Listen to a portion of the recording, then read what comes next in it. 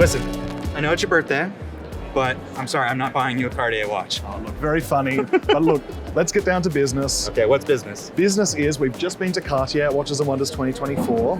We both love Cartier, but you in particular, and I think you've got 4 favorites from the watches we've just seen. Yes, but Jamie, who am I?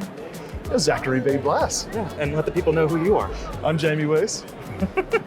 All right, so look, we're gonna get into, I think, 4 of my favorites. 4 is a good number, right? 4's a good number. All right, so number 4, we're not gonna start with number 1. You gotta wait for that. No. Got to ease into it. Number 4 for me, I think some of you might know that I have an affinity for lacquered Santos Dumont watches. And the great news this year is we have more. So there are 3 configurations total? Yes, there are 3. Yes, but only one is a limited edition. So previously, the only regular production model was the stainless steel model with black lacquer.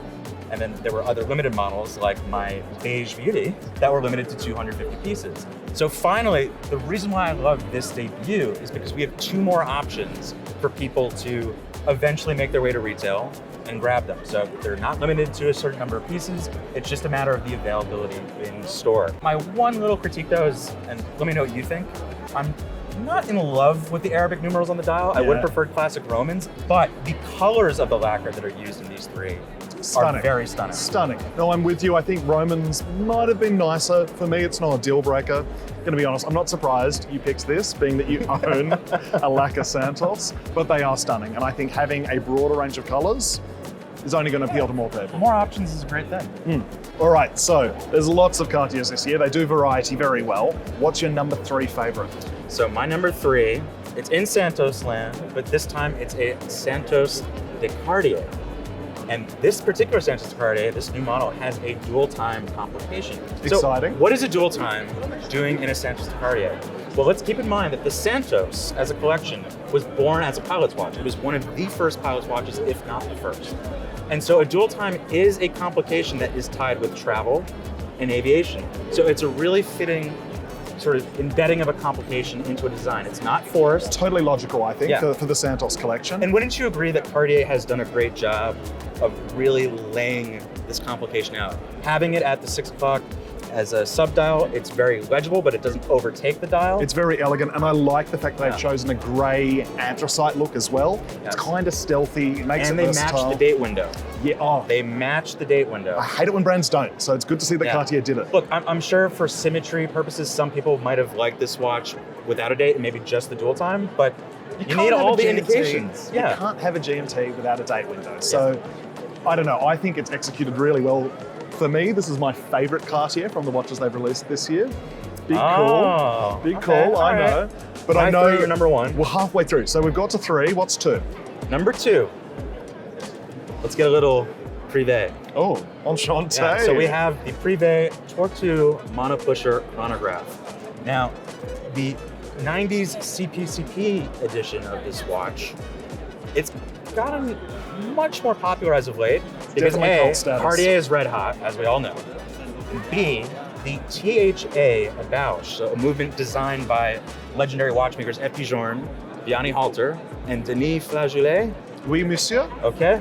Sometimes I butcher French, so you gotta forgive me there. So of course, collectors were really chasing after this model, but now we have an update. And it's not just the fact that Cartier is flexing their own, this time around, manufacture chronograph movement. The 1928, yes, I the believe. 1928 MC, manufactured Cartier. But furthermore, if you look at the dial, it's a subtle switch up, but this dial is much more in line with the original model from the early 20s. So we're seeing Cartier progress into the future with their own chronograph caliber, monopusher chronograph caliber, but at the same time looking backwards. I love that, and I love that they're paying homage to the history of the maison. I do think it looks great in platinum, but for me, it wasn't the monopusher, it was the time-only Tortue in platinum that really spoke to me more. Okay. I don't know. Yeah. The monopusher's great, but I like the purity of the time only. Yeah, no, I can understand that. And look, in terms of the monopusher, I would probably go yellow gold as well. Yes. The platinum with the applied numerals, like it looks great, don't get me wrong, but I think in this instance, I prefer the printing. Okay, fair enough. Yep. Fair enough. So look, that's just me. Vive la différence. And look, we're talking about my favorites before we get into number one, but we want to know below from you guys, what were your favorite Cartier models? Rank what I've just listed out, or tell us some models that you think I might have missed. And there's a lot to pick from. Cartier, as always, have produced a crazy number of watches this year for Watches and Wonders. Please let us know what you like from the collection and whether you agree with Zach. Yep. But okay, without further ado, number one. What was your favorite pick of the watches? Jamie, can I get a drum roll, please? So I just said we were looking back in terms of the Tortue. Yes. So let's rewind a little bit. Okay. Funny. I'm known for a dad He's joke. clever. So the Santos Dumont Rewind. What is this watch? Well, on the surface, you would just see, quite frankly, a beautiful platinum limited edition Santos Dumont in the large size. So 31.4 millimeters in diameter and 43 and some change lug to lug, 7 millimeters-ish thick. So perfect size for a wrist like mine. Then you have this beautiful carnelian red stone dial. So each dial is just a little bit unique or distinct from the rest because no two are exactly alike. And you have the beautiful, what they would refer to as the sort of palm apple hands. Yes. I would say Breguet styled hands. So look, it seems just effectively like a Breguet handed Santos Dumont with a beautiful dial. And I think if they left it there, it would still be a really hot watch. I'll be honest, if they left it there, it would be a 10. In my book, quite frankly, if I'm here to be honest, I give it a 9. Okay. And the reason why I give it a 9, at least in terms of if I'm being realistic, Okay. is this Rewind model has the numerals in reverse because the hands do not go clockwise. They actually go counterclockwise as a sort of poetic expression of rewinding the clock and looking back. I don't think I'm ever going to be able to read this watch properly. It will take some getting used to. I, for utility, would prefer that it was a sort of clockwise model, but I do appreciate the poetry of what they've done.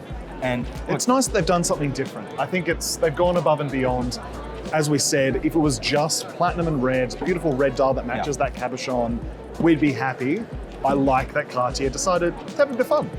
in an industry where a lot of people are just doing, same, but a little different, I like when things are a lot different.